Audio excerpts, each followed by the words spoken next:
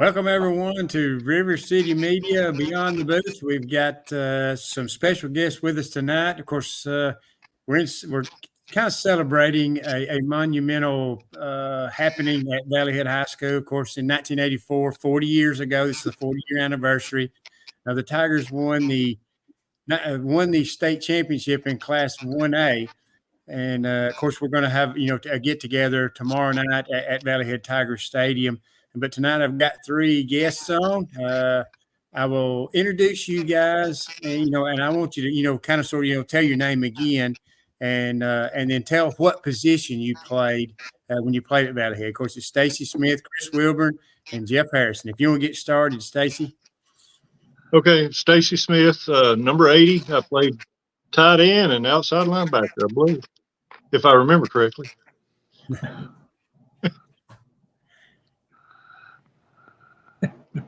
All right, Chris, go ahead. Number 30, played fullback and middle linebacker with Jeff.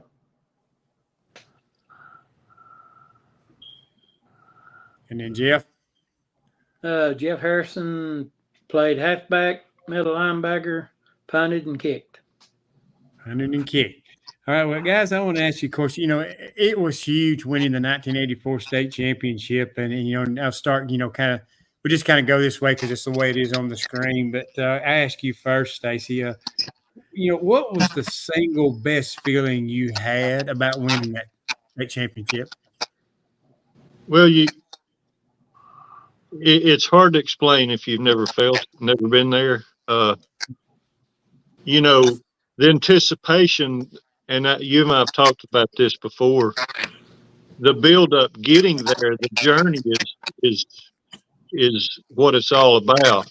And then when you get there, it's like, well, we've done it. But to me, yes, it was exhilarating, but what it meant to the community and the school, and of course, we've carried it with us our whole lives since then. It was a big deal. We were the first high school state championship under the playoff format, similar to what we see now, where we ended up playing basically a whole half of another season. But that competition, those 5 weeks was pretty stiff. But I don't know if that answers your question, but it's really hard to explain.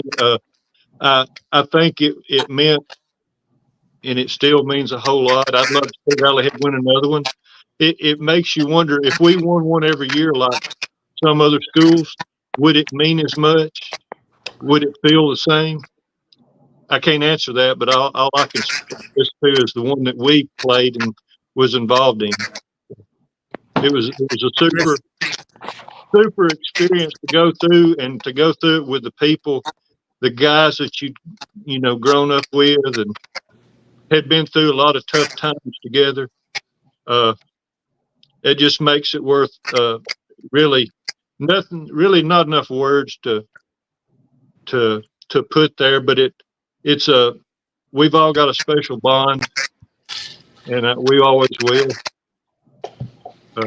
You can't take that away from us. Yeah, that's for sure. Well, Chris, what did it mean to you? I remember Coach Kirby telling us that if we won the state championship, that it would always stay with us in our hearts inside. And that's true. When I went through some tough times, I would say, I remember that. I feel like I'm a champion. I was a part of something bigger than myself. And for the school, my older brother always said good teams were back in the 70s. I just wanted to, I'm glad we proved him wrong.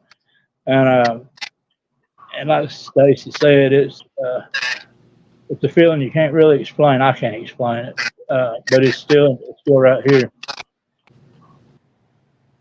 Yeah, that's good. Good answer. Jeff, on to you. Coach Rusty Jakoway chimed in, and he says that he thinks Harrison's still good for about 20 carries. I don't know about that. maybe one, I'll go to the hospital. Yeah, I hear you. But what did winning a championship mean to you? Well, I mean, it's a big part of your life as you're growing up and going on through life, and everything is being part of a special team like we had. I mean, everybody on that team got along and played together, played their hearts out for each other.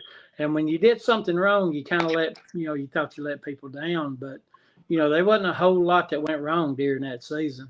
We had, it takes a lot of luck in a lot of ways to win ball games. And, luck kind of fell on our side. Sometimes it didn't, but most of the time it come out on top on us. But after the ball game was over, I just felt relieved that the stress of that whole season, like Stacy said, the 5 games that we played in the playoffs, not counting the first one, but the rest of them, they was dogfights all the way through. And if you didn't play every play, you knew you was gonna get beat, but you carry it through life. You carry it through, through your work and everything. You don't people that play a sport and play it on through and don't quit, you'll be successful in life. I mean, I've had maybe 3 jobs since I've been working, and I've been working at the same place for like 33 years, and you just it's teamwork and it's leadership. And it just carries you on through life. Yeah, that's the very next thing I was going to ask you guys about. There was a lot of leadership on this team, some vocal, some kind of lead by example. But I think it come from all sources. When you pointed out to who your actual leaders were, I think it varied at times because and I think everybody just had their role. And when it was time to step up, they stepped up. Whether it would be communication. Or whatever it may be. But, and you guys, and I want to, commend you guys because, your leadership went off the field. Jeff, all these years you have basically been over Chapel's business. You kind of sort of run the show. And that comes with leadership. You have to be able to communicate. People have to come to you and ask for your leadership. Stacy, you worked up your way up through and became police chief. Of the city of Fort Payne. That's leadership. That's that's paying your dues. Of course, Chris, you went into the armed service and served there. I know as time's going on, I'm sure that your biggest thing is being a grandfather. And that's probably one of the biggest thrills in your life. But you take a lot of interest in the things you do. And one of the things that was amazing about you is when we was in school, you could pick up a guitar and play anything. You didn't need sheet music. You could play a guitar anywhere. But it's amazing how everybody takes their talents and puts them to work, not only on the field, but off the field. And so, I think you guys, were very big leaders, and it's led to your success in life. You want to comment on that? Yeah, I'm on my 3rd job. I've been there 25 years. Yeah, and Phil, I won't correct you, not being smart aleck, but I'm the fire chief. I might get in trouble if I claim to be the police chief. Well, that come out wrong. Yeah. But Chris made a good point. Life is full of ups and downs, but walking away and traveling as an adult through life, there's going to be ups and downs. There's going to be hills. You're going to be on the mountain. Sometimes you're going to be in the valley others. But to know that you were with a special group and that you've been through some pretty difficult times, knowing you're a champion, and it don't mean that you raised that blue trophy. It means you accomplished something, and that back in our day, we didn't, there was no social media. There was no, there wasn't sports channels on every few channels. We had to find the Birmingham Times if we wanted to see, some rankings. Not to mention, I can't, y'all guys can speak on this, but the first time you ever heard somebody say state championship, y'all make it work toward a state championship. I mean, that was kind of unheard of. You know, everybody wants to be good at what they do and be champions, but it's just different times is what I'm saying, I guess. And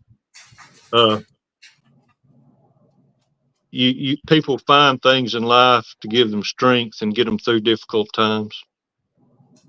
And that's always been to vouch on what Chris said, go along what he said. That some of them hard games and that brotherhood you you still got, those to you brothers, that means a lot to you.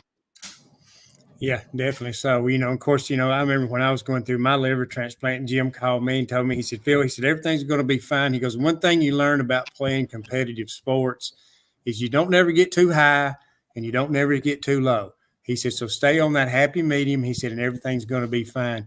And I think, Jeff, I think you are kind of that type of person where you just you don't get too excited about things. You don't get too low about things. But, you always seem to be, a lot of times, I mean, I wouldn't say anybody was the best player on the team, but I think a lot of times in clutch situations, it was you that ended up coming through. Amen. Yep. Many times. Did we lose him? Can y'all hear me? Yeah, I do now. Yeah. Did you hear what I said? Yeah, I did. I could hear you. Okay. Well, I mean, as far as being, the best or whatever, we had a lot of great players on our team, and it took everybody to win and everything. But, I went out there and just, not to mess up or anything, but I always tried to strive to be, better than, that.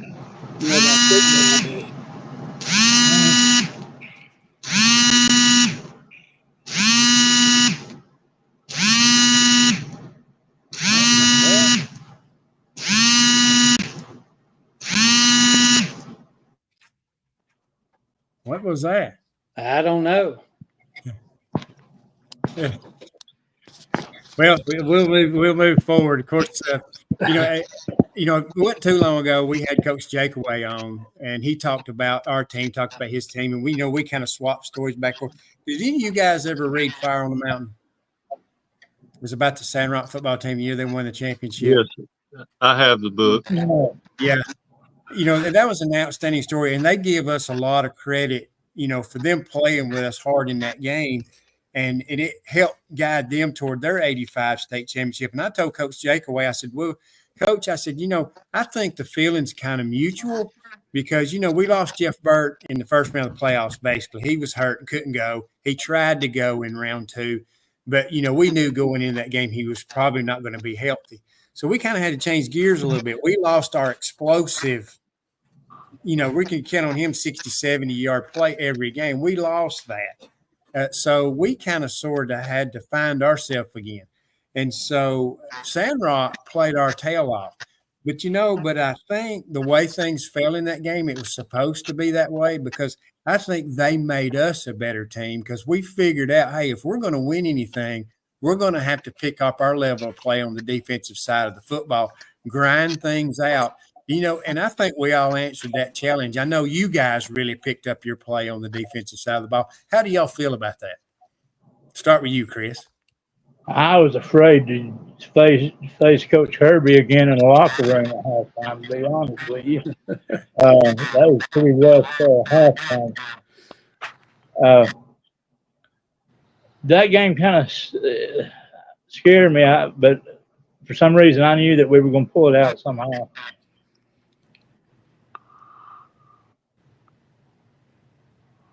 Well, Jeff, do you think we got a lot out of that game? That them playing us that tough, we might not have won a state championship had they not, really tested us. Oh yeah, I mean that's a testament to Sandrock. Is because I think we beat them 48 to something in the regular season, and and it was a grind to get through there. That's a testament to Coach Jackaway and his team. But that was that close game right there set up the third, fourth, and fifth game for us, and because it took us a lot to get through that ball game, just to win it. They had, I think they went for a 2-point conversion, and missed it at the end. Yeah, definitely. And you and Stacy were talking about before we went on, and you was talking about you had the two guys out in the flats. Well, during that timeout, Coach Kirby, a lot of times in certain situations, a lot of times I wouldn't get pressure on the quarterback. The other three guys did. But he told me in that timeout, he said, Phil, I want you to stay around the line of scrimmage and guard against the screen pass in the middle. So that was kind of what I did. But when Lance rolled out of the pocket, I kind of drifted out there with him. Well, all of a sudden, he looked to the sidelines, and you fought through their pick. Of course. They picked us that play. Yeah. Coach Jacob claimed he always claims on that one. But yeah, you had fought through the pick, and I looked. There was two guys out there with you, but you had them both kind of covered. So Lance rolls out, and I kind of slide out with him, but we lost containment, and I was the only one out there. And I was like, Lord, please throw the football, because there is no way he'll juke me out of my shoes and he'll score. I mean, I'll have to guess that he goes the right way, but he's going to run right by me. All of a sudden, he cocks that arm, and I was like, whew, and he throws it back across the field. Of course, the tight end was open, but Jeff Bain made a wonderful play coming off his man and come across the field and knock that pass down. And, Lance Mackey has said if he'd had it to do over again, he would have ran the football. Well, Lance, I think that, I understand what he's saying in that, but I think that's one of those times where he did make the wrong decision. Yeah. But in 1985, when they went and won the state championship, he didn't make that bad decision again. I think that was a learning experience for him, and it made him a better player, and so somehow, some way, we just survived that game. I don't know how we did it, but, we just kind of come together. And, I remember when Coach King got on the bus and told us he was all in, we always were like, oh, Coach King, he's protecting his players. He don't want us to hurt them, and sometimes we kind of take it out on him, every one of us would, but he kind of bought in that night, and that's, I think, when we gained a great amount of respect for Coach King. Were you there? And, going back to the play with Lance and everything, I was out there and I was thinking, well, do I stay here? Do I go up if he comes? And like I said, when he throws that football, it's like relief. It's going somewhere else besides over here. So you're right. Yeah. But, I think Stacy, and we played very well defensively in that game. But, looking back, Sandrock was really the only team that stood up and played us in the second half. You could tell the other teams we played, they were ready to go home in the fourth quarter, but Sandrock, they just wouldn't go away. No, they didn't. And I think that's a testament. We played physical football. And you go back and watch that Sandrock game film, and it was a fight. Things went wrong. Things would go right. It was a continual – they would fight right back in it. And like you said, they fought the whole game. And it was a major swing from the first time we played them in the season. But I think we had some things go our way. I had always rather somebody try to run the ball on me or on us. It worried me when the ball would go in the air. Yeah, because they couldn't run the ball on us. They could not run the ball on us. They did throw it. But I'm going to tell you, a key player in that Sandrock game was Chris Wilburn. Coach Kirby called me off to the sideline and asked me what they were doing defensively, and they were taking away the off-tackle hole, and I explained it to him. He said, well, what do you think will work? I said, anything quick. If we can get a hat on the middle linebacker, and I even told him, I said, quick 30. I said, anything like that would work. And he made that adjustment. And, of course, in that quick 30, Chris, you kind of cheat up to the line of scrimmage. And then John just called direct quarterback snaps several times. And you two had a field day in that second half. In the second half, we sure did. Yeah. There was a hole there every time. He had one quarterback. He called his own number, and John probably run 25, 30 yards on a quarterback sneak. I mean, the middle was wide open in the second half, and I sure enjoyed it. Yeah. that, Yeah, 'cause that I was think- Yeah. Most of the time I That was was, blocking Grady there. that was some of the big, to me, some of the big swing in the game, because about everybody we played, Jeff, you can vouch with me on this. We could run off tackle, but Sandrock knew they had to stop us off tackle.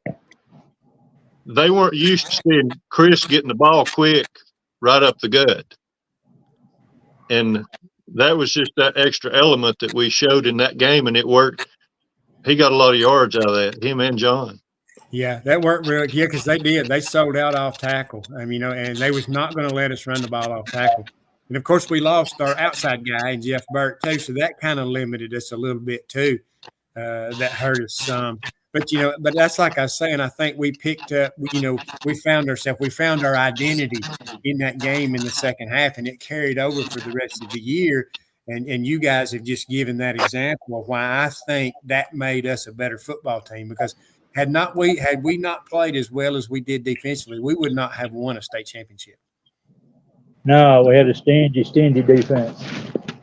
I agree, and I mean, if we had won by 40 points again, that wouldn't have done us no good the next 2-3 weeks. And heck, Sandrock may not have won a championship the next year. Yeah, that very well could. Yeah, that motivated. And they said it motivated them. It's kind of like, why not us? And I can understand them feeling that way. Well, guys, I want to kind of turn back the clock a little bit where it come up to this season, just to, briefly. I remember I wasn't there for my freshman campaign, but of course, Stacy, you were just an 8th grader at that time. 2-8, that left a bitter taste in everybody's mouth. Of course, Jeff and Chris, y'all played junior high, and y'all had a good team on the junior high level, but at the varsity level, it was a tough season. Go ahead, Jeff. Yeah, when Coach Pullen was there at Valley Head, he put us through it. I mean, he worked us hard. We worked our tails off and everything, and and I think without him, our freshman and sophomore season, he made us a better player, and everything. And we'd always go out on Friday night and usually would get beat, but we always knew we'd go play the same team that Tuesday in junior high, and we'd whoop up on them pretty good. And he'd always tell us, said, these are the guys y'all be playing every Friday night till y'all graduate. So it kind of made you feel better. You had a team that could compete, on that, on up, growing up, going into your later years. Yeah, of course, that was a tough season. But then the next year, we had a good senior class and, of course, a good sophomore class. Our junior class didn't have many numbers. No, Tommy Harrison was one of the juniors, but we didn't have a lot in the junior class. But the sophomore class, the senior class, there was a bunch of good seniors in that team. Steve Hawkins, Neil Cash, Randy White, Tiger Bell. There were several. Chester Crider was an outstanding player. I wish he would have been in the first game with us in the first game against Galesville. Boy, he was a difference maker when he came back. He made us a good football team. I think a decent team to a great football team. Because we beat Fife that year, 6-0. Of course, they went 0-10, I think, that year. But still, that was a monumental win. We lost to Galesville, of course. But, the big game I think that really solidified that season was that 22-21 win over Collinsville. And I feel like that's probably one of the greatest wins in Valley Head Tiger football history, because they went to the semifinals that year, and we stood toe-to-toe with them. We didn't dominate the game, but we controlled the game. And, of course, Jeff, when we went up 21-13, tell the story about the extra point when we went up by 8 and you was tying your shoe. Well, I was notorious about missing some extra points, Yeah. And Phil come up to me and said, hey, if you make this, there's no way they can beat us. So I stood there a minute and I counted on my fingers and said, yep, you're right. We got to make this. But yeah, that was that was fun though. Yeah, I told you, I said, well, you looked at me and said, well, why'd you tell me that? And I said, because I want to make it. And it turned out to be so, because when you hit that, they did score, and we ended up winning 22-21. But that was just a monumental win. I think that's identified the Valley Head Tigers as being so-called back. There was something else in that game was when they roughed Jeff punting the ball. I don't think he got touched, but he drawed a flag.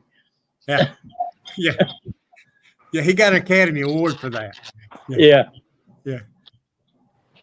But I believe that's partly why we won that ball game was that penalty. Yeah. It had a lot to do with it. And, course, I mean, they were good. Yes. They were good. They were huge. They were very good. And Travis Jackson was our quarterback. no one nowhere gave us a chance to win that game. Yeah. But like you said, we didn't dominate. I mean, I was a freshman. I only played kickoff team, and but that was, you're right, Phil. That's one of the big wins in Valley Head football, probably against a team that went to the semifinals. Yeah. And they were back then. It was areas we were in. They were area champions, and am I right? How many went to the playoffs? Only one then. Only one. Cedar Bluff kicked the field goal, beat us 10-7, and we beat the team that wins. Yeah, Collinsville beat Cedar Bluff, but we lost to Gales. So, but it was neck and neck. I mean, there wasn't much difference between us, Collinsville, and Cedar Bluff, and Collinsville went to the playoffs. But I mean, that was a testament to what Coach Pullen had been there, a couple of years and was putting together. And I remember when he come in and told us he was leaving. I can speak for myself. I don't know about everybody else may want to say something, but I was kind of devastated. I thought we got this going. Now what are we going to do? Well, I think that brought us together even tighter. Yeah. And going forward. Yeah. Well, I'll tell you something that Coach, I'll share it with you guys. I don't know if you ever heard this, but Coach Pullen told me in an interview we did, he goes, that senior class, they were good, the upperclassmen, they had some good players. He said, but the sophomore class had it. He said, they had that fire. It was in their gut. You couldn't coach it. He said, it was a certain togetherness. He said, you and that sophomore bunch, he said, you could just see it when y'all were 10th graders, that y'all were going to be special, and then when Coach Kirby come in and after we got rolling, he said about the same thing. He said, you guys, he said, y'all don't have to be coached. He said, y'all've got it. He goes, I just tried. He said, I brought a quarterback. He said, and otherwise I just try to stand out of the way and not mess things up. So, and y'all talked about it. This group had a special bond. We were friends on the field. We were friends off the field. And I tell you what, I went to school in Chattanooga and went to different schools everywhere I went. Well, when I got to Valley Head my 10th grade year, before we started school, of course, we had football practice. And the first day, Coach Pullen introduced me to everybody, and everybody figured out I was a 10th grader. And y'all just took me in like I was one of everybody.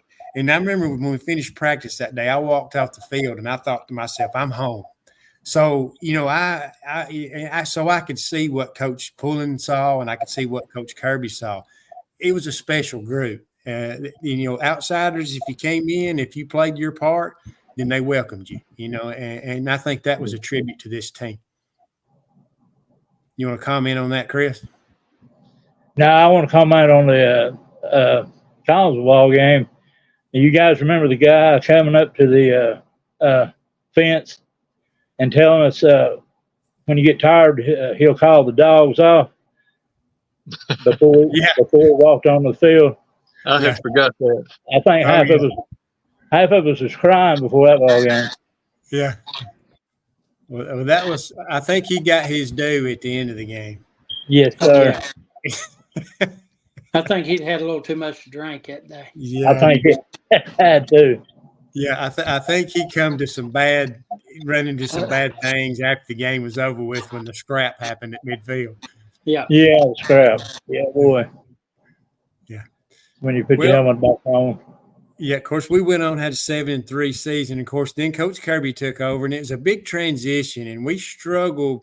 When you start out with a wishbone, we were good defensively, but we just really struggled offensively. But in those last 3 years we played, and I want to point this out, Fife beat us 26-0 the second game of our junior year. That's really the only time we had our hat handed to us. Every other game we were in. That was a bad game. Yeah. Definitely. So, and of course, we beat Sandrock that year, lost to Cedar Bluff. But I think where things started happening for us is, because I can remember when we went down to Collinsville.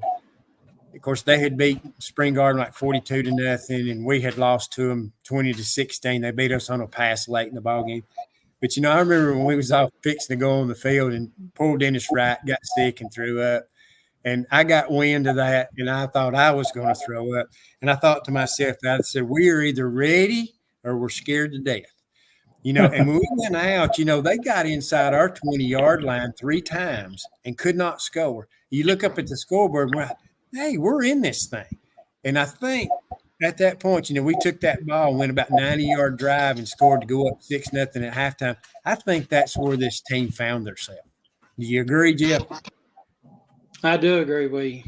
I mean, I think during that season right there, we still had a little hangover from Coach Pullen leaving, and then Coach Kirby coming in, and it took a while, like I said, to get used to the wishbone and this and that, and then the pace of it and everything. But yeah, I think that's when our season turned around right then. Yeah, because we chased Travis Jackson all over that field, and they scored 1 touchdown on a 4th and goal play from the 9-yard line in the second half. And other than that, they did nothing the whole night long. Chris, I guess you felt the same way. We played well defensively. Yeah, I remember thanking God I didn't catch a pass because he had me beat straight up. I said, thank you, Lord. Yeah, Travis was an athlete. Stacy, on the team when we were juniors and you was a sophomore, did you get to contribute a whole lot? Yeah, I got like early in that season, they moved Dennis interior line. I don't remember where he played that year, He played tackle on the left side. They moved at tight end and very undersized, of course, as a 10th grader. But I guess Coach Kirby found out I could block the tackle from an angle and could get downfield and pick up somebody and help the running game. But I guess just getting, it's like you said earlier, Coach Kirby just getting people in the right place. And I think that was part of it. That helped me grow. I had always wanted to play at Valley Head growing up. And then I get down there and all this class ahead of me's got all these players that were football players. Like they were players. And it was a great opportunity for me to even get on the field with them. And then it worked out. I think from that year going in the off season, that season, a lot kind of changed because when we kind of come into fall practice, fall camp, it was like the air was kind of different. There was things coming out in the paper, could be a dream team or whatever, and I think we thought we had the potential of a mission in front of us, I think you guys did, and knew that there was potential to really have a good team. Yeah, I was just thankful to be out there with you guys. Well, I remember after that game, when Coach Kirby come on the bus and told us how proud of, of course, all of us, we were just kind of disheartened, but that put us at 1-5, and we were kind of like, where do we go from here? I mean, we played our tail off and lost, but he came on that bus and gave a speech. I don't remember what all he said, but he walked through the bus and hugged everybody's neck and told everybody he appreciated us. And, and I think that's when we bought in too with Coach Kirby. He does care about us, and we're going in the right direction. And he saw it. He saw it that night. We didn't really see it, but I think when the next week when we beat Ider, we played pretty well. I remember Randy Frazier, who was a senior at Ider when I was a junior. We went against each other all night long, and he hollered at me after the game, and he asked me, he said, y'all are the best team we played all year. What happened? How come y'all only won one game? And I said, well, we just had some team issues, but I think it's behind us and things are starting to come together. And I think it started on that night against Collinsville. And even though we lost, we became a lot more focused. And one thing I think, too, the juniors become the leaders of that football team. I think before we lacked leadership. I think you're right. I think it's just part of growth, growing up, taking that leadership, not somebody giving it to you and saying, hey, you're going to be the leader. It developed naturally, and there was no denying it. You could see it by that group. But hitting back a little bit on Travis Jackson, that was a man. Like I said, I got to play in that year, real undersized. We threw an interception in that game, best I remember. Y'all can correct me. But, of course, Travis Jackson was maybe back there at safety. And he come trucking down the field, down the sidelines, and I thought, I got this. And I took an angle and got real close, and I lowered my shoulder and head, and I took out the chain crew. Yeah. And when I rolled and looked, he was still trucking down the field. I never even touched him. I missed him. Yeah. He was moving so fast. Yeah. Yeah, he really and truly, he was one of the best players we ever saw play. And he was an outstanding pitcher in baseball too. But and it was great, Jeff, to see this team come together at the end of the year. Left a good taste in our mouth going into the offseason, winning 3 of our last 4. This team really came together. We went over and won over at Madison Academy. That was a huge win because we had some things go against us that night, but we were better than they were. And then I think we finally put it together on offense against North Sand Mountain, the final game of the year. Yeah, I agree with you. And then, after North Sand Mountain game, it all transitioned into more. And then when we had the spring game against, I think we played Sylvania, in the spring game, and that's when a lot of that came together that night too, as far as a unified body there, because everybody knew their role, what to do, and we pretty much handled Sylvania that during the spring game at that time. Yeah, that kind of as another one of those that carried over, and then of course you're going into the season. I guess we kind of talked about playoffs. That was the goal. Of course, you want to win an area championships, kind of, and the playoff system changed where your area champion win and area runner-up went.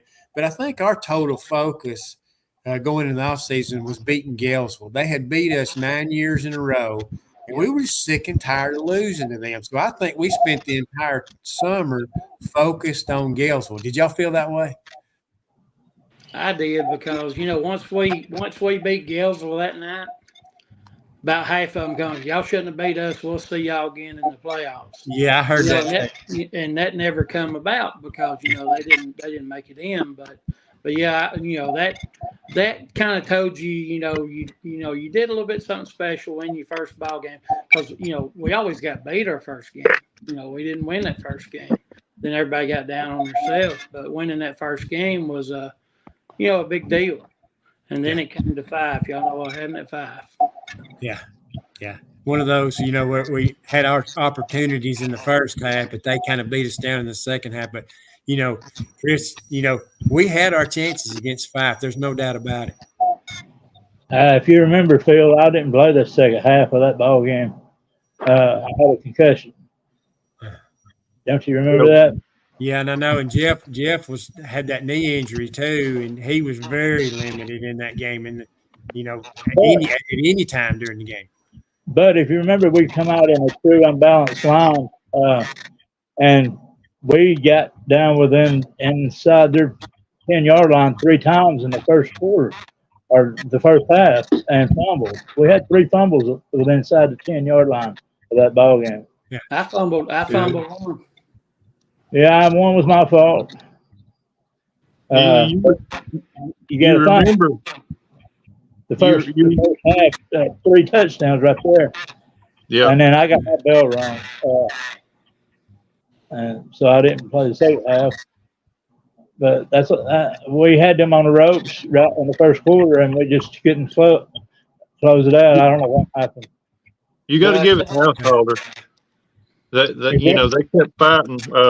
We had our chances early. I don't think they crossed. Y'all correct me, but I don't think they crossed midfield much in the first half. They did not. It was first or second series. I've got the honor of catching John Kirby's longest pass ever in a game, and Paul Ellis caught me on the about 1 yard line, and Coach pulled me out and said, "Take you a blow." Well, I'm getting me a sip of water, and I hear the crowd roar. Well, we had handed off, y'all. It may have been Jeff Bird.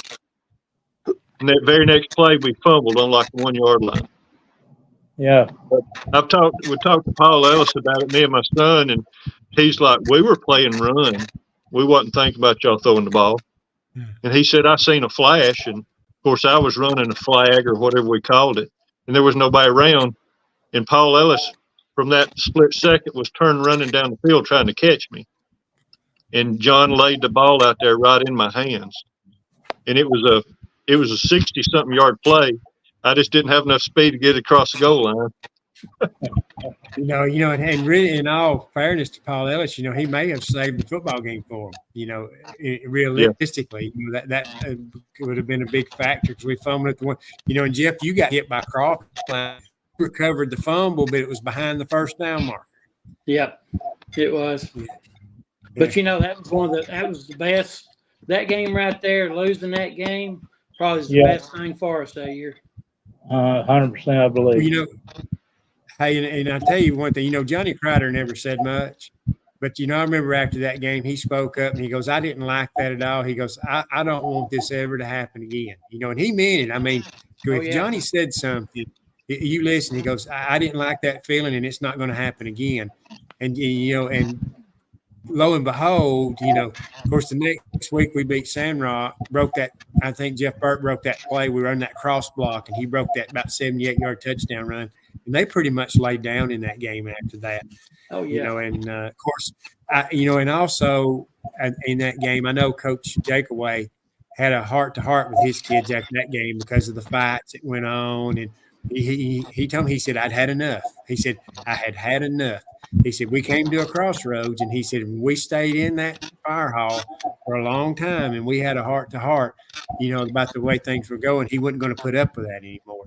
And, and that kind of turned them around too, because, they ended up getting in the playoffs, finishing second in the area. And when they left the field that night, if you just said Sandrock was going to be the area runner-up, I think all three of you would agree with me and said, "There's no way."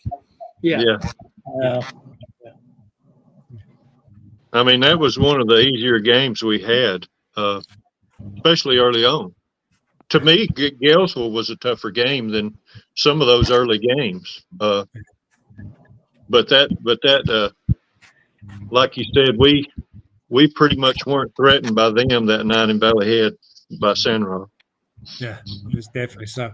Well, of course, we beat Cedar Bluff. And then, the big win for us, I think, came too because, we wanted them bad, and we made them pay, and that was Collins. We beat them 40-6. They come out and tried to throw the football on every down, and we wanted that game bad. I guess all three of you felt that way because that was one we wanted. Yeah, that was Coach Weaver down there. We'd go get – me and Buddy Tuxbury, we'd run down there and get the film that was going to watch on them. And Buddy always had something to say to Coach Weaver, So, that's a big rival in our time. Yeah. Yeah, I think we've played Collinsville more than anybody. Is that right? Is that our longest consecutive opponent? I think it is. Yeah, I think it is. I think that we have played them more than anybody. And, I guess, Chris, I guess you enjoyed that Collinsville game too. It was a lot of fun, And, hey, and I want to go back to, you remember when our sophomore year when we played Madison Academy and me and you got put in at linebacker. at that time, I wasn't as big as I was, and me and you was in at linebacker in the second half, and you picked off 3 passes that night against Madison Academy. And you had picked off 2, and I was at the line, and all they were doing was running them 2 tight ends out. Jack Moore was the quarterback, and they kept running them 2 tight ends. And I told Chris, I said, the next one's mine. And he just winked at me. So I'm standing out there. I guard the tight end. We're kind of in zone coverage, but I see when Morris drops back past the tight end, runs into my area. So I just kind of sort of move over in front of the tight end, and I'd be dang if he don't throw it right to me. Here it comes, right in my breadbasket. I'm waiting on it. Guess what happens? Chris Wilburn comes flying across the field, reaches out with his hands, and catches the ball about 6 inches before it is going to hit mine. I chased him down. I was going to tackle him. And but they finally knocked him down about 10 yards down the field. I said, that was mine. And he got up and just winked at me. Didn't say a word. I wanted to kill him. I had forgotten about that.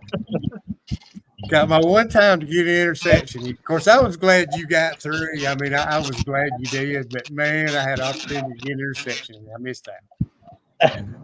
I didn't know I stole that from you. Yeah, you did. I did. I did. Yeah, I did.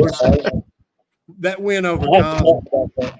Yeah, that win over Collinsville made us area champions, and that was huge. You know, and of course we started thinking about playoffs. But you know, when we were talking about playoffs one night, we never talked about a state championship. Don't you know? Really and truly, when I don't know if we ever talked about it, even going through the playoffs. I know we got to about the second round, and John and I were working on the annual. And Peggy Kirby told us, she goes, I'll tell you what, she goes, if y'all win a state championship, she goes, I'll let y'all have 4 color pages in the front of the annual. And me and John was like, okay, that's going to sound like a good deal. I don't think we'd ever even talked about it before. And that came up, and all of a sudden that come up in the back of your mind. I think we kind of discussed it, but all we was worried about was winning the next game. So, you know, we wanted to make the playoffs. But, you know, we were a goal-oriented team, but I think it was just, hey, let's just win the next game. Did y'all feel that way? Yeah, completely. Definitely. Yeah. That's all I ever thought about was the next game. Yeah, and I mean, in the playoffs, it was like, I hate to keep saying it, but times were so different. We didn't have you were seeing, if you look at the state rankings, you're trying to figure, you'd never heard of some of these towns, some of these schools. Yeah. Or I hadn't. And you think about that Coffeyville #1 a good portion of the season, you're thinking, man, they must be a powerhouse. Yeah. And we end up working our way up through the rankings. And then next thing you know, we're like, wow, we're getting up there close to the top. But I can't reiterate again the difference it was about playing like a whole other half season. Yeah. Of tough competition. Yeah, definitely so. Yeah, and I think, and what you're talking about there, I remember we broke into the rankings when we beat Ider, beat them out there. Boy, Ider played us tough every time. Well, Ider was no slouch. Yeah, they were good. They made the second round of the playoffs that year. They had 3 turnovers in the first half. They stood toe-to-toe with us, and we knew a lot of those guys. Yeah, I know. Played us hard, but we knew of several of them that played. You know, you had Greg Whitaker and All Day and that bunch there. They were a good football team. Yeah, Eric Hurst, Billy Tillman was the quarterback. Yeah, they had some good players out there. And of course, I think we cracked the top 10 that week, and then of course by the time the playoffs started, we got to #2. But you know, and that one game I think was kind of pivotal to us. You know, we beat Collinsville in the playoffs, and you guys know how we were. A lot of chatter. A lot of times we didn't take things serious when we were off the field. The locker room, there's a lot of chatter. We didn't take, we all were just kind of like a fun-loving group. Let's go play. That's a lot of us the way we were. Who cares about tomorrow? Let's worry about today. And I remember it was kind of noisy in the Chevron that day when we played, or that night. It was homecoming. We played Geraldine. Well, I walked outside because sometimes I kind of like to have a little time to myself because I always dreaded the first hit in a ball game. I needed to get that first hit out of the way so my helmet would kind of sort of fit, so to speak. But I was sitting outside between the gas pumps, and Coach Kirby walks out, and he goes, Phil, I've got a concern. And I said, what is it, Coach? He goes, I'm concerned about this football team. He goes, y'all have made the playoffs. He said, I know how you are. Y'all don't take things serious a lot of times. And he said, I'm worried that y'all are kind of complacent by making the playoffs because I think you can do more. And I said, well, Coach, I said, I know how these guys are. It's always this way. It never changes. I said, but when we walk out on that field and we get inside those white lines, it's a different football team. It's all business. I said, we communicate. If somebody needs their tail chewed out, they get it. We don't take it personal. We communicate. You know, if somebody's lined up wrong, we try to get it fixed. I said, everybody will ask for opinions during the game, talk. I said, we don't ever have any problems, you know, no fussing or anything like that.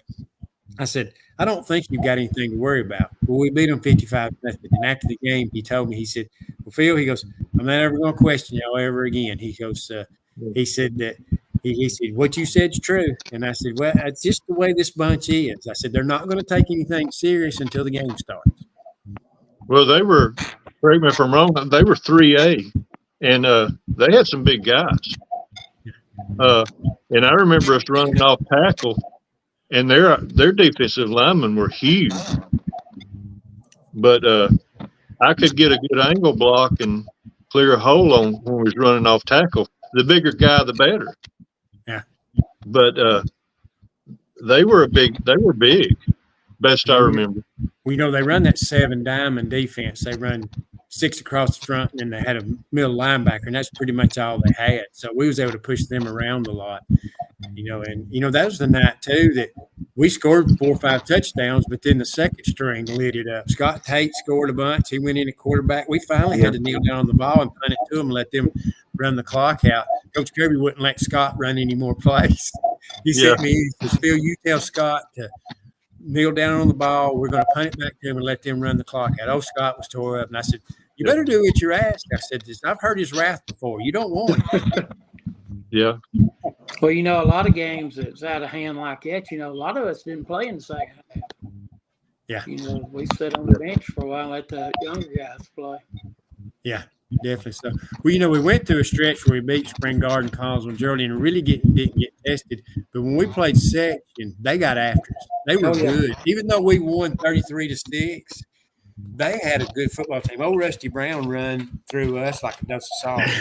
You know, they couldn't score on us, but man alive. And I remember early in the ball game, we had trouble moving them, Chris. You know, you talked about it, and I told you that, you know, hey, these guys are not soft. I said, we got to loosen them up. Give us some time. You remember that, don't you, Chris? Yes, I do. Yeah. You got to, Phil, you got to make them want to go take a cigarette break and go home. Yeah. Oh, yeah. That was the time. I don't know. I guess y'all heard this when we were going to the end of the first quarter, and their quarterback was number 1. I remember we're trotting down to there. He says, hey, number 60. He goes, I want to let you know. He said, I know we're not going to the playoffs, but if I don't get to talk to you, I want to wish you the best, you know, going to the playoffs. I said, well, we don't know what to expect. I said, but hopefully we'll do well. I said, but I appreciate it. He goes, hey, I want to ask you something. He said, there's a guy that's hit me twice after the whistle, and I mean, he has cleaned my clock. And I said, was it number 80? And I said, he said, how did you know? I said, well, all I can tell you is you better keep your head on the swivel. He said, thanks. He did. I'll keep watching out for him now. Hey, whatever it takes to get in somebody's head. Yeah. If they're more worried about what's going to happen to them, they're not doing their job. Yeah. Hey, well, Chris, do you remember in the section game that you know, when I slipped coming out of my stance and you had said something about us, you know, up front blocking, and I got on you about it, and I slipped coming out of my stance, and that linebacker stunned through the hole. Oh, Chris, golly bum, he got waylaid. I apologize. He said, I'm sorry. I won't never say nothing like that ever again. I said, Chris, I'm sorry. I didn't mean for that to happen. Yeah, I remember that. Very, very fondly. Yeah, I never said another word after that. I told you guys to block. Please block. Yeah, I was glad to say, yeah. I just slipped coming out of my stance, and that guy went by me. I was like, oh, God, watch out. And Chris was standing right there. I thought you let him go on purpose, man. Never. I wouldn't have done that to you. Yeah, I went back and said I'll never say nothing again. Well, when we did go into our senior year, we had a new face come in, and we haven't spoke about this, but John Kirby come in. He fit right in. Of course, he was coach's son, and you know how everybody thinks, "Oh, coach's son, he's going, he's going to get to do whatever he wants to." But it wasn't that way. John fit right in. He had a good attitude. Coach Kirby chew him out faster than he would anybody. But John kind of fit the mold for us, and his leadership, I think, kind of come in time because he knew the offense. Anytime you had a question, you went to John. Well, he changed the play a lot at the line of scrimmage too. I think that was a lot of our success on offense. Uh-huh. He would look and see the point of the defense, the weak point of the defense, and he would change the play. You guys also remember that? Yeah. He would audible off the play most of the time, and that was him reading the defense. Yeah, we would have a hot color for the week, and the hot color was the play, and John would check off all the time. But I can't say enough about what you said about John, coach, just bringing a quarterback in. He brought us a field general. Yeah. I don't know how many times somebody in the huddle would say, "What do I do on that play? Am I doing it? Where am I blocking?" John always knew what every player's assignment was. And if they hadn't been for John Kirby, and that will go for a lot of players and a team, but like during the Maplesville game, if it hadn't been for that long return on a punt, he almost scored. I don't know how that game would have turned out. John come through a bunch at very, right at the right time. He sure did. And of course, Yeah, Jeff, he was constant. Yeah, because you know that too, Jeff. He stayed with the bread and butter, whatever was working. Whether and another one was Jeff Burke, big play guy. But a lot of times, Jeff, you were called on to get them tough yards between the tackles.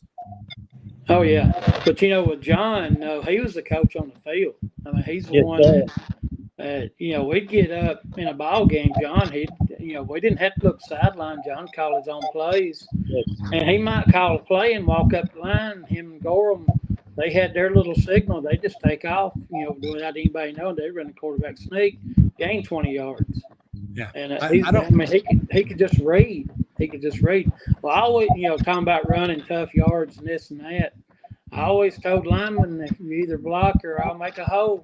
Yeah, we went through them. Yeah, so definitely. So, if we needed that 4 or 5 yard gain, you was going to find a way to get it. It didn't matter if you had to take everybody with you. Well, and you guys, everybody knew if we got in the goal line inside the red zone, what was coming on the offensive play call. Yeah, definitely. So, of course, and going back to talking about Coach Kirby, what I liked about Coach Kirby, he was strict on us and tightened the reins sometimes, but he gave us the freedom to be ourselves. He never got on to us for penalties unless they were mental mistakes. And we got penalized a lot, but we'd overcome them a lot of times. But, he allowed this team to have their own personality and be themselves. Yeah, just don't throw a water bottle. Yeah. Then it gets you. Yeah. Yeah, and you didn't get by with that. If you made a mistake, he'd call you on it. Yeah. Oh yeah. Definitely. Yeah. But he wanted your best. Uh-huh. He wanted you to play to your capability. Yeah, definitely. Always. And I appreciate him too. He didn't want you to think about football all the time. And the thing is with Coach Kirby, the way he coached, I thought was the way I would do it if I was a coach. Yeah, you get in shape early, you play your way into shape, but you want to be playing at your best in November. Yeah, and I don't know if we seen that during, but I think our best ball came late. I mean, yes, we got better as we went, but I think we were playing our best ball late in those playoffs. Yeah, definitely. You know, because we had to overcome some injury because we lost Jeff Burt during the playoffs for the most part. He wasn't healthy. You know, Alan Smith went down in the first game of the year. So folks had to step up. Scott Tate had to step in. And once, you know, because, you know, Scott was probably the best athlete on the field. You know, but he was new. He had a lot to learn. But once the game slowed down for him when he played it in, he was a very valuable player. Then you had Jeff Gorham. Him and John never had missed snaps. Buddy Tuxbury was relentless on defense. Dennis Wright would clog up a hole. He was so strong up front. You couldn't block him. And, of course, you know, Johnny was a pretty solid linebacker, very good offensive lineman. You know, we just had a little bit of everything. No real weak links. No, you had a complete team. I mean, that's what it takes, a complete team. Yeah, you know, and there's times somebody might miss a play, but you knew they were getting right back in the game, you know. Yeah. Well, go ahead and finish, Jeff. What you saying? Well, lost him again. Nope. Here we go. Back here. Okay. Yeah. Sorry. Yeah. Yeah. Go over that. You was talking about being a complete team. Yeah, it's just a all-around complete team. I mean, everybody had a job to do, and everybody stayed and done their job. And you know, and like you said, there wasn't a whole lot of weak links out there. So you know, it just gelled as a team, and everybody's like that off the team too. You know, I mean, you stuck together. I mean, you've seen one of us, you've probably seen 5 or 6 of us. Yeah, definitely. So, you know, of course, you know, we had Bill Milliken who played tackle. Another one was Jeff Bain, who stepped up when Jeff Burt went down. He really was a valuable commodity in the Sandrock game. Knocked down that pass, also scored a touchdown. You know, it seemed like if we had something happen, somebody would step up. You know, and you can't say enough about Jeff Bain and Scott Tate, because that was 2 key players that stepped up, because it was the next man up when we lost 2 key cogs, especially on the offensive side. Definitely. I think when we lost Allen was the leader. We lost him very early that season. And Scott Tate was kind of a unproven nobody. He was a young kid, you know. But like you said, probably ended up being the best athlete there in a long time. Went on to play college ball. But he was just a kid when he played with us. Yeah. But he had like you said, when he settled in, you started seeing that potential. Because, you know, it hurt when we lost Allen with that. He got that severe injury. And Allen had been around for years, and we were like, oh man, this is bad. You know, we hadn't even played yet. And he's, you know, one of our leaders is out. Yeah, because really and truly, we'd worked so well in the offseason to get Allen implemented, and our passing game was working well in practice, and then we lost him, and it kind of set us back there. Of course, Stacy made some big catches, but Allen and John were just spot on timing-wise, and I think that really hurt us. Well, guys, getting into the playoffs, you know, of course, speaking the first round, you know, you can tell when they came in the game, me and Johnny Crider were standing outside. They were a little intimidated. I guess they had heard about us. I think they come in 4-6, and we were 8-1 and ranked number 2. And they really and truly, you know, we beat them 33-0. But the only bad thing that happened in that game is we lost Jeff Burt to a knee injury, and that hurt. Yeah, and you know, I think we didn't know how bad he was hurt. I remember some of us going by where he lived and was checking on him. His knees swelled up bad. You know, we're kids. We're like, you're gonna be ready Friday, right? You know, you're gonna be okay. And like Jeff can probably attest to, nowadays kids would be having knee surgery probably with some of the injuries that they had back then. Oh yeah, I agree with you. You know, Coach Kirby would take him to Chattanooga and get fluid rolled off his knee every week, you know, trying to get him ready to play. And, you know, and I think his knee still looks kind of swelled up today, you know, from that injury. Yeah, he says he still has problems with it. Yeah, that last time I seen him, his knee was still, you know, swelled up in that one spot where they was draining fluid off of it. Well, I want to brag on one guy that's here with us. You know, Chris Wilburn played linebacker behind me, you know, on the defensive side I was on. I did all I could to try to keep people tied up. I'm going to tell you something. Chris was a good linebacker. He read the ball. He read plays well. And, you know, very little, you know, very few times to our side of the field was anybody able to run the football because it seemed like Chris always filled the hole. Yeah, I mean, I hate to be the one to keep speaking up, but them two middle linebackers, I would hate to know I'd have been playing them on Friday night against them. I would hate to know I had to play against Jeff Harrison on Friday night. I promise you. You know, you want to think in practice you're holding back, some guys throttle back a little, but Friday night it's game on. Oh yeah, Chris hit me hard just like I hit him. Jeff, I tell him at practice, hey man, let's make his hands speed. He'd say, all right. But the next time it's just hard as the last time. And I heard him hit some people in ball games that sounded like a shotgun. And I think, thank God that wasn't me. Yeah.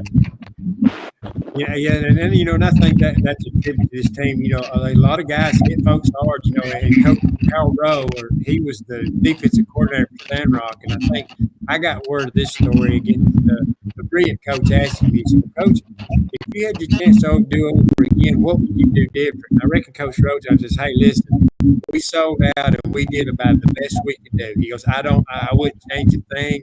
You know, we gave them all they wanted, but, you know, they were just a good football team. And he said, so you can't tell me something you do different. He goes, well, I'm going to give you some advice.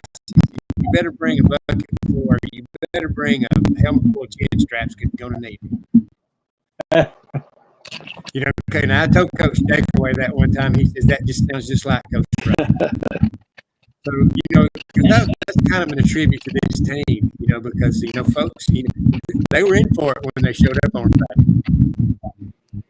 Oh, yeah, Valley-Head's always been, you know, a team that'll bust you in the mouth. You know, don't matter what the season's going like, but they'll show up and hit.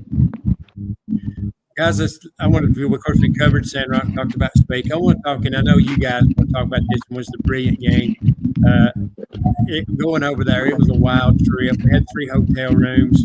One room got messed up. We ended up in 2. Miami and Boston College played that day, and Boston College won on the final play. And we had pregame meal. Coach Harvey wanted us to settle down and get ready for the game. And I remember going back to the 2 hotel rooms. We was worse than ever. I remember Coach King told me, he said, Phil, he said, y'all are fixing to get your tail beat. And I said, and I just kind of looked at him and I said, you think so? And he goes, you're fixing to get your tail beat. I promise you. I said, well, maybe not. But I remember getting on that bus. It was quiet as a mouse. Yep. I mean, I remember sitting down on that bus. I remember Carl dropping the equipment bag, and everybody chewed him out. I had to kind of gather it up. You know, with Goo Baby, he dropped that bag on the bus. But when we stepped on that bus until we got off that bus at Brilliant, you could hear a pin drop. Oh yeah, at the hotels, you know, everybody's goofing off, having fun. You know, we ate and everything, and then, like I said, the bus ride over was quiet. You know, nobody saying anything. Everybody's, you know, just with my opinion of it, you know, I was kind of well, you know, we made it 2 rounds, fixing to be 3 here, and you know, that was the turning point of our season. I think the Brilliant game was.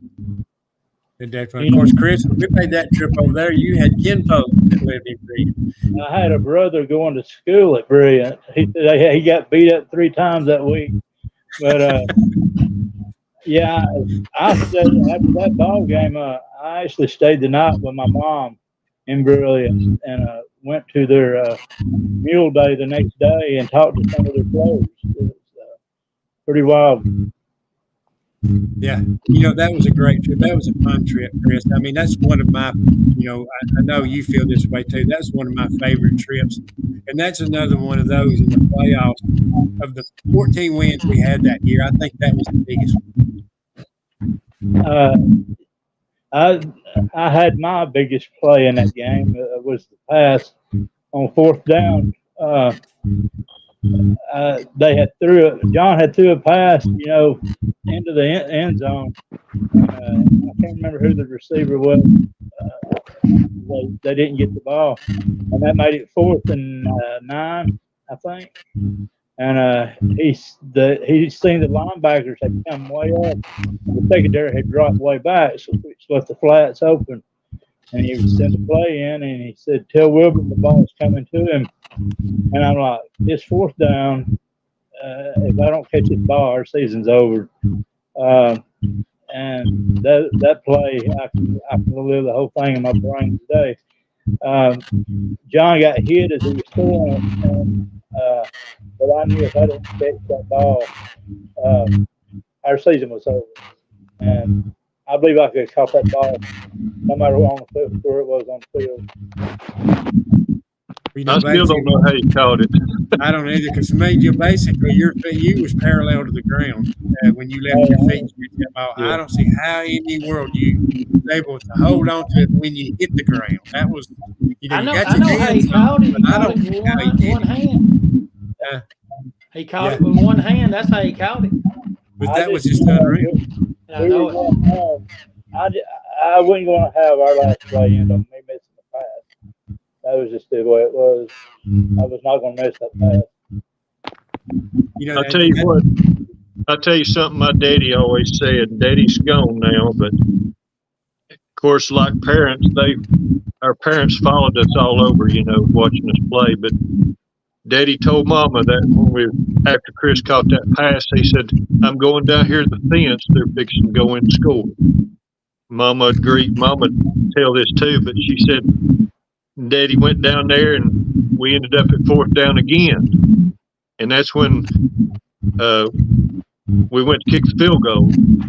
And we'd never been known for a kicking team, but Daddy said I couldn't even watch.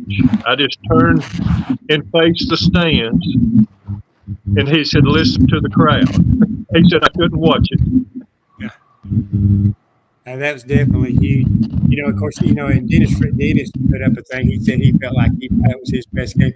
I think that was one of those nights where the entire defensive line played well. They run that veer, and of course, they would crack back on the outside, but the defensive front, and especially pressuring their quarterback, I don't know that wasn't our best game as a nucleus up front. I got to say something about the kick. I'll never forget hearing Jeff's mom. I heard from the stand say, "Now I know why I bought all these size 14 shoes for all these years." I heard her on the field yell that out. Jeff, on that kick, I read it to Goo Baby the other day, and he said that before you kicked that ball, you told him to put a new string, tie that shoe up, to put a new string on it. And he said, "Bill, when I put that new string on, I tied it tighter than I ever tightened it in my life." He said, so when Jeff made that field goal, he goes, "I don't know if I made a difference." But he said, "But you don't know." I said, "You don't never know." I said, "You never know about things like that." I think sometimes you have to have luck, but I think sometimes you make your own luck. Oh, yeah, I agree. Whenever they bring that shoe out, we never did untie it to put it on. And I told Carl, I said, "Man, that shoe thing's going to fly off. I'm going to put a new string in that thing." And he did restring it, but, we just slipped it on and then put a strap on. And, but yeah, I mean, it takes, that's take a 4th down play like Chris called, then us kicking the field goal. It just takes a team effort to win something like that. Yeah. And that was y'all correct me if I'm wrong, that wasn't that drive over like 8 minutes long. Yeah. Hey, but do you remember when Coach Kirby he called timeout and walked into the huddle and he said, "Guys, it's now or never. This is it. Yeah. I just used our last timeout." He goes, "It's time to get it done." And I remember he walked out of the huddle and I was like, heck, we wasted our last time out. You know, I just thought to myself, but that was his way of letting you know, hey, it's now or never, and somehow, some way, we made it happen. Yep. And you was talking earlier about winning a state championship. After that game is when you really thought you had a chance to win one. Yeah, they were a good team. Yeah, that's the best way to do it.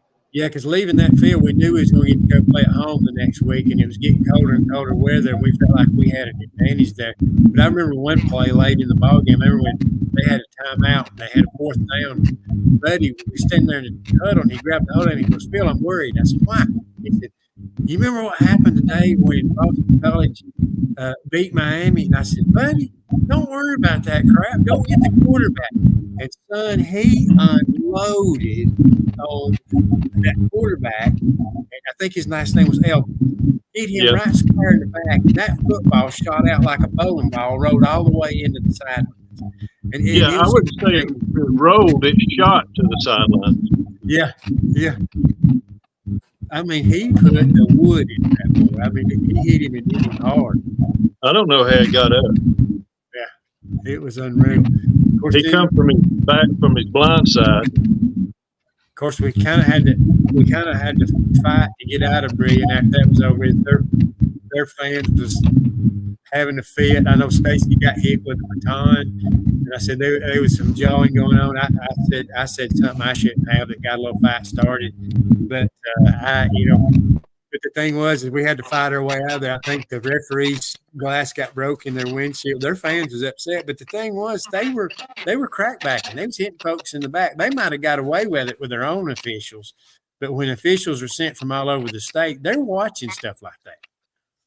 Well, I got to catching on early that they were coming down the track on us, and when they'd run to my side, I would open up and feel it, and I would turn my back to that wide out, and he'd start hitting me in the back. They called it 2 or 3 times. One time they clipped me so hard I cartwheeled and still made the tackle, upended the halfback. But they were physical, just physical. You was talking about Stacy getting there with the baton. I was right behind him. I still got that baton somewhere. I grabbed it and took it on the bus. Till just a few years ago, I had never known that. Kirby told us to keep our helmets on to get to the field house, and we had to run up the home side stands to get to the field, to the gym where our locker room was. Yeah. And we had our helmets on. Jeff was right behind me. He told me this a few years ago. I never knew I was hit with a baton, much less that he has it. Oh, yeah. I still got it. Sometimes. I still got it. Hey, did I tell y'all the story about what caused the big ruckus? Was something I said outside the locker room. I was trying to see if I could ride back home with my parents, and Coach Kirby wouldn't let me. So I was the last one to get in the locker room. Some guy said something to me, and I said something back to him that I shouldn't have. And that was when Bear Meat came running into the locker room and said, "Hey, guys, no showers. You get stuff on and get on the bus and get on there right now." And I was like, "Oh, God, I'm dead." And and he told what I called him, and it wasn't nice. And we had to get out of there. But I didn't tell anybody till way later on what I said. But I was kind of the cause of that. But they were already upset. But how can a 50-year-old man say something to a 17-year-old kid? Oh yeah. Especially when you're like us, you're kind of smart alecky anyway. Yeah, we went straight to the bus.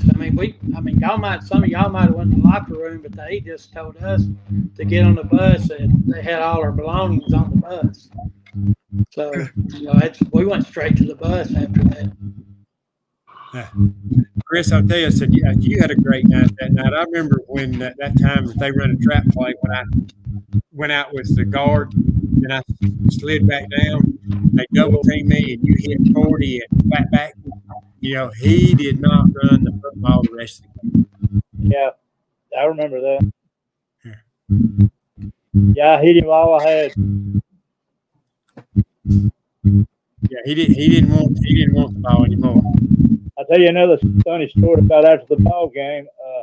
They were Tigers too, and my mom, she went to the wrong locker room. She had never been to the football stadium because my little brother he never played football, and so she went to it said Tigers, and she went to their locker room saying, "Go Valleyhead, go Valleyhead," and she about got her butt whooped. She was the wrong place. Of course, because we had our last 2 games, of course, we got to play at home against the Maplesville Fog Bowl.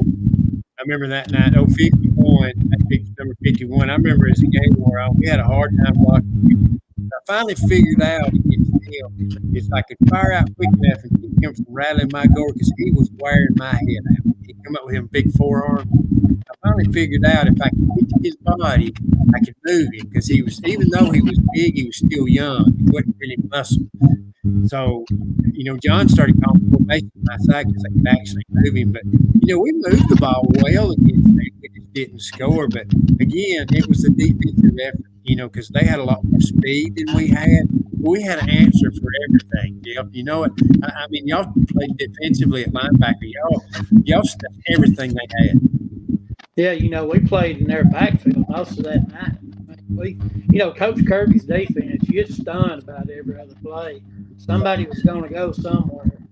And, and we hit them before they ever got going. And it was foggy and wet and everything. It's slick for them. But that comes back to, having, a little luck on your side and having a wet field and a messy situation there. Yeah, I remember that game. Like we said earlier, they had some of the same look offensively we did at times. And when they showed like option to our side, I would just shoot to the backfield, and I had the pitch man. So I knew it was Norm or Tewksbury's job to handle the quarterback. So I just took the pitch man out in the first series, like the first 3 plays. They run option my side, and the pitch man's running toward me, looking at the quarterback, and I just took him out. He never got the ball, and they quit trying to do that after a while.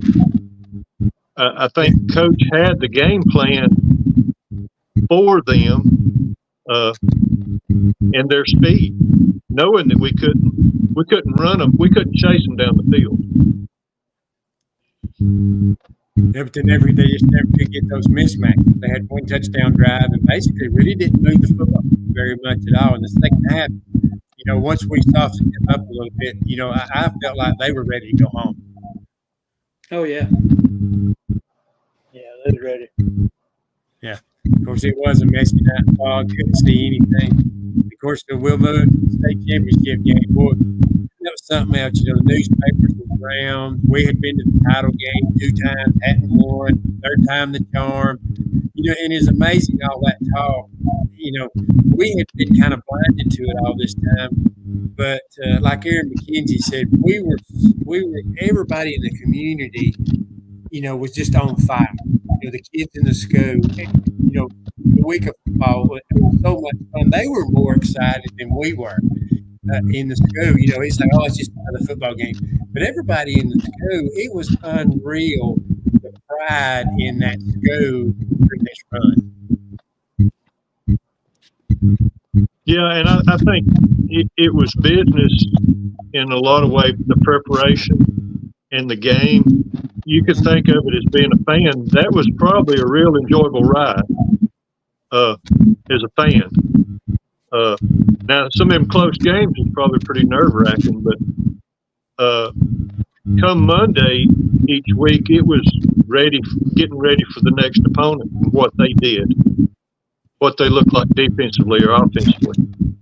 We didn't have much time to kind of reflect on what was happening. Yeah. Yeah, because it was called a lot of different things, cardiac kids, and it was a lot of fun to go to school every day, and come Fridays, it was just a big buzz. But then championship week, it got cold on us.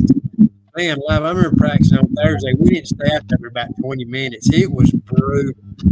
And I know it was brutal for the fans too. But that, I think that come to our advantage because, Sweetwater was from South Alabama and had to come all the way up here. And, I don't think they liked that cold weather too much. I think they were okay early. But, of course, we took the opening kickoff and scored and went up 7-0. I thought, hey, this is going to be easy. But then it seemed like every time we turned around, we had penalties that night that were crucial in crucial situations. I felt like we should have beat them a lot more than we should have, but I think we were our own worst enemy. I agree with that. You think so? Yeah, I think we were. I do. Yes, sir. And like I said, we'd get going, have a penalty, and our offense, you couldn't have penalties. They just drive Coach Kirby crazy because somebody do something stupid or something like that. But as long as we stayed on task and run the ball, and because we didn't pass the ball once in that championship game. No. We played ball control the whole time. Yeah. But you're right. That first drive that we took and went all the way down the field, and Jeff went in for the score. Kind of just second nature. That we just moved it right down the field. I was kind of like, yeah, this is what we want right here. Yeah. We just never did put them away. And of course, Lockett. I remember the first play of the game, Dennis Wright flat backed him. I mean, put him on. I thought, hey, we got this. But about 2 plays later, he broke off about a 30-yard run, and we was like, dadgummit, because we didn't give up big run plays like that. Son, he broke one off on us, and and they ended up driving it forward. Of course, they didn't get the 2-point conversion because of Stacy Smith. And Stacy described that point play where you kept Gamble. It was a gamble out of the end zone because he had the speed on you, but you guessed right. Well, I think going into anybody playing Sweetwater, if you look back in the record books now, they had been a powerhouse. They were a powerhouse after us. They weren't no slouch, and he ended up being at that time the all-time leading rusher in the state of Alabama. So I think Coach, what was his name? Nolan Akins. He tried to, I think, use him as a decoy when he should have just run him. But they had a little scat back, kind of like fast guy called Dwayne Gamble. Is that right, I believe? Yeah. I think you're right. Gamble. Yeah, he's the one that was on the 2-point play. I think Jeff hit him in the backfield and he spun out or got loose or something. And I had bid on the fake or something, directed me away. And I seen him coming by and break off of Jeff. And it was basically a run to the pylon. And I thought, kind of like you did earlier, Phil, with Sandrock's quarterback, don't try to juke me. I'm going to end up in the fence. I'm going to miss him. And he come around through there, and I want to say we made eye contact, but I don't know that. But I seen him kind of tuck his head and just make a run for the pylon. And I got there about on the 1-yard line and hit him, took us both off the field. And I looked up because you always wonder, did he stick the ball out or what? But they said no good on the conversion, and we held on to the lead going into the half.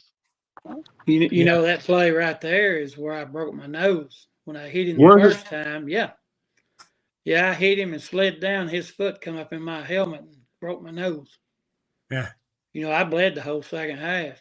Well, on his touchdown run, I broke through the line of scrimmage and he ran right into my arms, but I was going down off balance.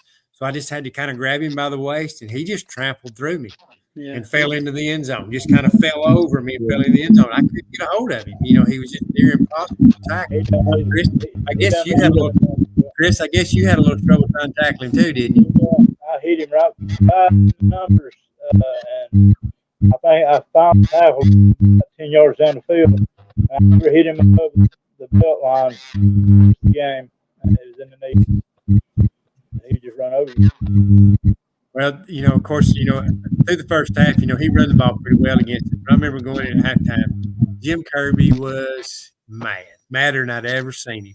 He walked in on that board and he wrote that 59 and 32 and circled them and said a few choice words. Of course, he chewed me and Dennis out. That's one side and down the other. All year long, our Florida regular defense, the tackle would be in the gap on the tight end side, and the offside, the tackle would stay head up the guard. Well, he changed that just for this week and put us both in the gap, no matter if the tight end was your side or not.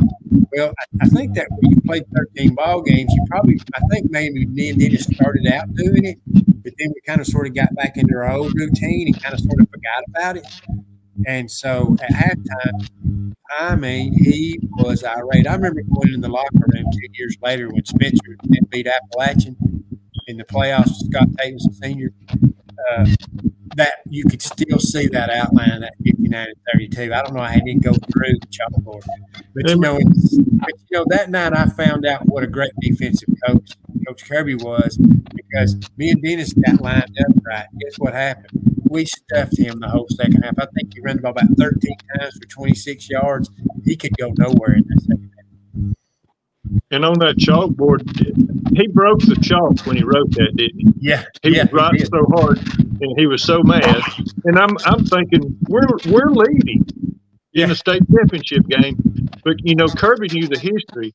He knew Valley Head had led before in a championship. Yeah. And he didn't want us to be complacent and think we had it, because he knew they were going to be making adjustments. Yeah, definitely so.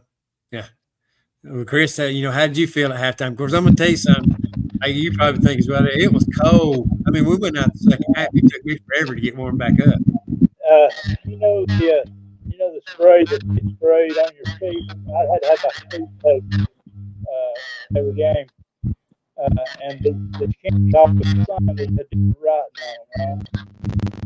King was so nervous before the ball game.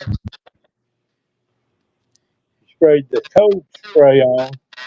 There's a spray before you put the stuff before. Well, he grabbed the wrong can and sprayed the cold spray. It turned your skin cold. I didn't feel my feet all night long. He put the wrong stuff on my feet before he taped them. It was a cold night.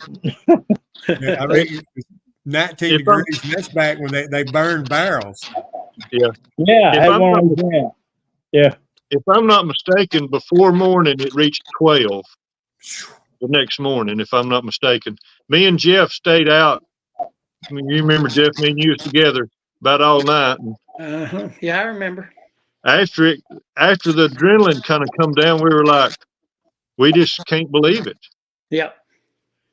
It's here, and that journey's over, and we achieved it, and it was kind of lost for feelings or words. You just couldn't put a finger on it.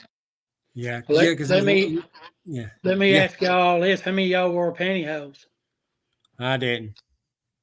I had to. One time I did. Somebody told us, pantyhose keep your legs warm. It worked. I wore my socks all the way up to under my. I got the socks that went up under my knee pads. I was okay. Jeff, were you the one that taught me into wearing pantyhose? It wasn't me. I don't know who told us to do that. Yeah. I did it. I did it too. Yeah. Well, nowadays, years later, they come out with undergarment for that, but pantyhose back then was the closest thing you could come to. Unless you wore long handle underwear and they were so bulky. Yeah. But that ground felt like concrete. Oh yeah. We slid all night long. They went and got cleats for the backs. Yeah, they changed it. Yeah. Me and Johnny on the left side would have to dig our cleats in on every play, and it didn't help much either. Well, it was rutted up from the game before. It's so wet. Yeah. It's just big old clumps of frozen mud. Yeah, it rained and then frozen. Yeah. They probably wouldn't let you play on something like that now. Yeah. But all those stories, that's huge, because I remember a lot of things that we had happen, like a train would come through every game, and Jeff, one thing I wanted to point out, we didn't use the kicking game very much, But you get in the playoffs, we beat Sandrock basically on the field goal. We beat Maplesville basically on a field goal. We beat Brilliant basically on a field goal. So the kicking game become very important in the playoffs. Yeah, Coach Kirby come to me, when we was starting the playoffs. He said, the kicking game will win ball games for us in the playoffs. He said, these games are going to be tight, and we need every point we can get. And I think he was kind of stressing on the extra point part of it. But Yeah. I couldn't, I'd take a penalty and make an extra point. Well, when I'd take a penalty, they'd decline it, so I'd have to kick up, 5 yards forward, So, but he made a big emphasis on the kicking game. Well, I want to ask all three of you this. When the game was over, all the celebrating, you looked up at the scoreboard and it was 13-6, and we had won a state championship.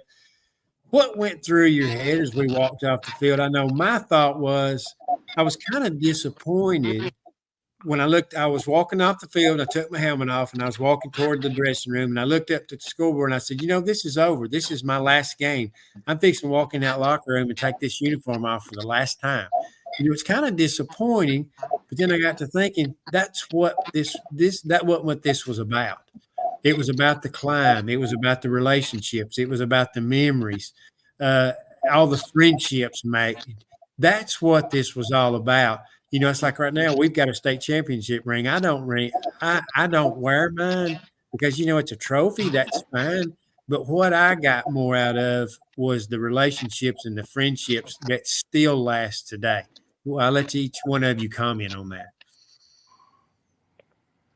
Who wants to go first? Go ahead, Stacy. Well, I guess I had never seen so many happy people at one time, because y'all remember several thousand people rushed the field. And you look on the game film after the game, the little short tail end of it, you can see all those people out there, and it basically looks like it stretched from almost goal line to goal line. The field was full of people. Of course, all of us would cross paths and hug or pick each other up.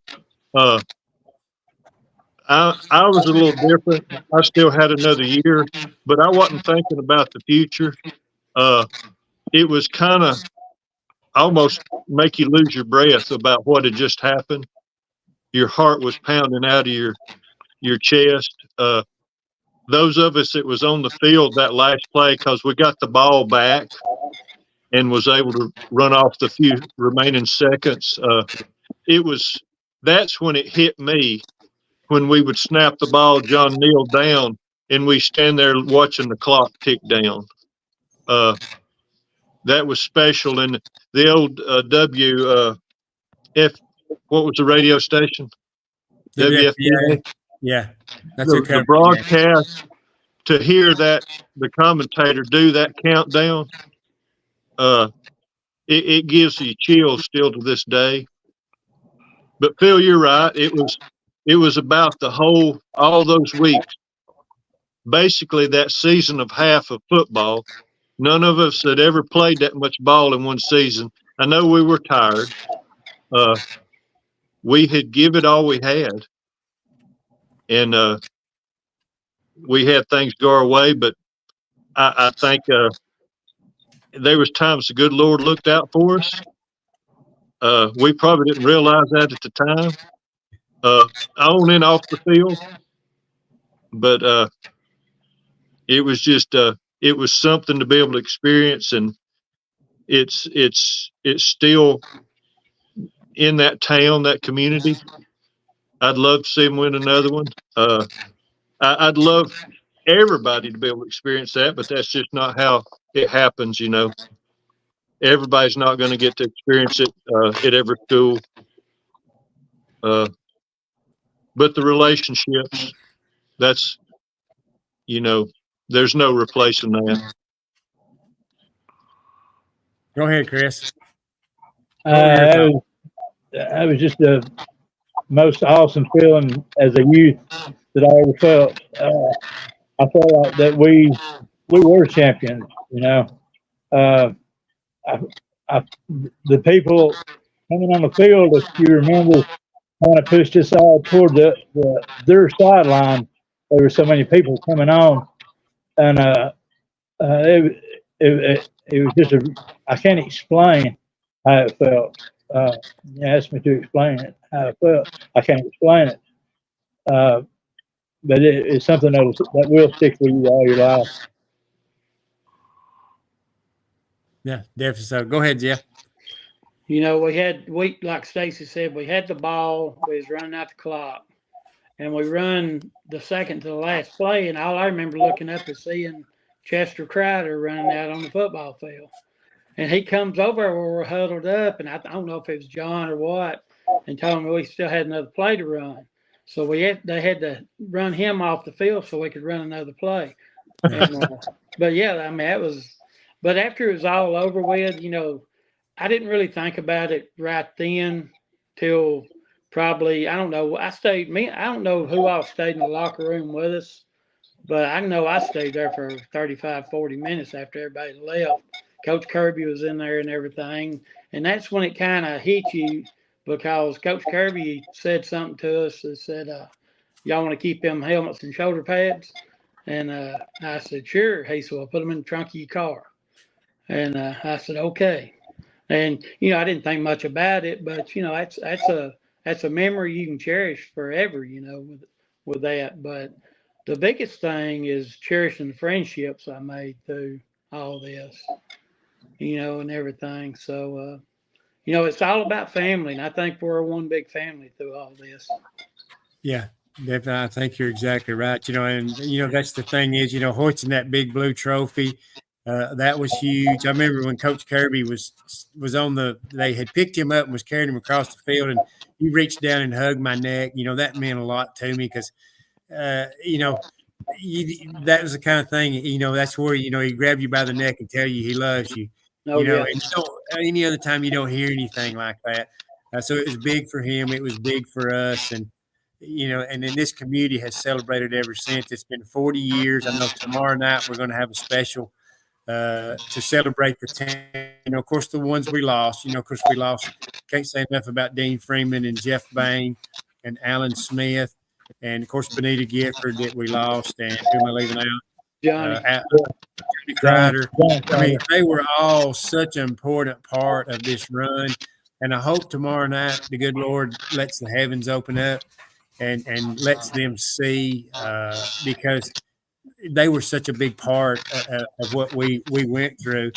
And it was a whole lot of fun. I remember a lot of the things like Coach Kirby used to tell us, and Stacy, you had kind of mentioned this, that if you're ahead in the game, it don't matter if it's by 1 point, you're in control. You know, and that's the kind of the mentality we had. We might be up by 1 point, but we're going to stop you from scoring. We're going to find a way. You know, and that seems like we did that time and time again. And I remember that last ticking down of the clock. I asked the referees, I said, it was about 30 seconds or so left. I said, you're not going to let us run you're going to make us run another play, are you? Yeah. And I was standing there and he looked at me and I said, and it was about 30 seconds and he had his arm up like this. I said, please don't make us run another play. We don't need to run another play. And he stood there, didn't say a word, and it got to 25 and he went, boop. So we didn't have to run another play. So John was trying to get everybody huddled. I said, John, we don't have to run another play. We're good. So that way, you know, that way we were able to tick it down. He knew the moment and how important it was. Do I remember this wrong? But it was right there in one of those last snaps. And y'all correct me if I'm wrong, but we were huddled up offensively, and John Kirby looked us in the eye and said, "I love you guys." And we went to the line snap. I think that's when it hit me that it was more than just football, you know? Yeah. And it was like, this is coming to an end, and we've got there. Yeah, definitely so. But our defense, I think, to me nowadays, it makes teams give up tons of yards and stuff. I think it made our defense mad to give up an inch. Oh, yeah. Yeah, I don't think we give, 90 points, 96 points up the whole year? 6 points a game. Yeah. Yeah, I think it would make you mad if somebody got a yard. But there was always somebody there making a play. And I think you could probably say if we didn't have one of any of the guys, we probably wouldn't be sitting here talking about it, because You're right. so many people had their time, whether it was running the football, making a tackle, making a stop, catching a 4th down and 9 or 13, whatever it was, that stretched out that nobody thought he could even reach. Yep. It's just a lot of plays by a lot of people, and just thankful that we're here talking about it, and I hope we have a good crowd tomorrow night. Maybe we will, because 40 years later, there's a lot of stories to share, and I know we've shared all of them. And that's the biggest thing I enjoy. I'm glad I ended up playing on a state championship team, because doing the QSB scoreboard show, I'm able to add a lot, because when the playoffs start, I've been there. I know what these kids are going through. I know what the coaches are going through, and it means a whole lot more. And I thank God every day, because not for winning a state championship, but for letting me go through that. Because I wish, and I know you guys all feel the same way. I wish every kid could go through what we went through. Oh yeah. Yeah, I've been fortunate enough that, my kids, I got 3 boys that played at Valley Head, had a grandson that played at Valley Head, watch them grow up and play. And basically, Valley Head's a special place. Yeah. Well, I'm glad to see you on Friday night. Do you remember when we would sit in the locker room? Jeff Harrison probably does, and you would act like there was a baseball game going on, and you would announce that baseball game, and we would just sit there and listen to you and imagine it in our head. Do you remember that? Yeah. Yeah, and I know there's always been a dream of yours, and when I heard that you was coming on Friday nights back when to announce the scores, it just thrilled me to death. Yeah. Because you've always wanted to do something like this. Yeah. I enjoy it. I thank the good Lord for allowing me to do it. I knew when I was 10 years old what I wanted to do, and in whatever capacity that is. But, Friday night scoreboard, it's a thrill. It's fun. Of course, I've called a lot of games too. And as I do this, it's fun to reach out to communities and lift up kids, and, because, they appreciate it, and Friday night scoreboard has become a tradition. And I said, and I enjoy being on it. It's hard at times driving back and forth out there, but I really do enjoy it. Well, guys, I thank y'all for coming on. Is there anything, all 3 of you, give you opportunity to give a shout out if there's something you want to add? Of course, tomorrow night we've got the reunion. We're going to be able to swap and tell some stories. Probably going to be some laughs, smiles, and a few tears, I'm sure. But a lot of folks I think are coming back. I think we got in touch with everybody. And of course, at 6:30 is when we'll have the program. But we want everybody to come about 5. We'll probably eat between 5:15 and 5:30. I think Jody said officially at 5:30. But we, of course, you 3 guys are coming. I understand Bill Milliken's supposed to be here, so it ought to be a great time tomorrow night. Well, Phil, we just thank you for doing all that you do for us and everything too, because you still text everybody and keeps everybody straight. You know what I mean? Yeah. Yeah. Yeah, and I think people all over tune in on Friday nights.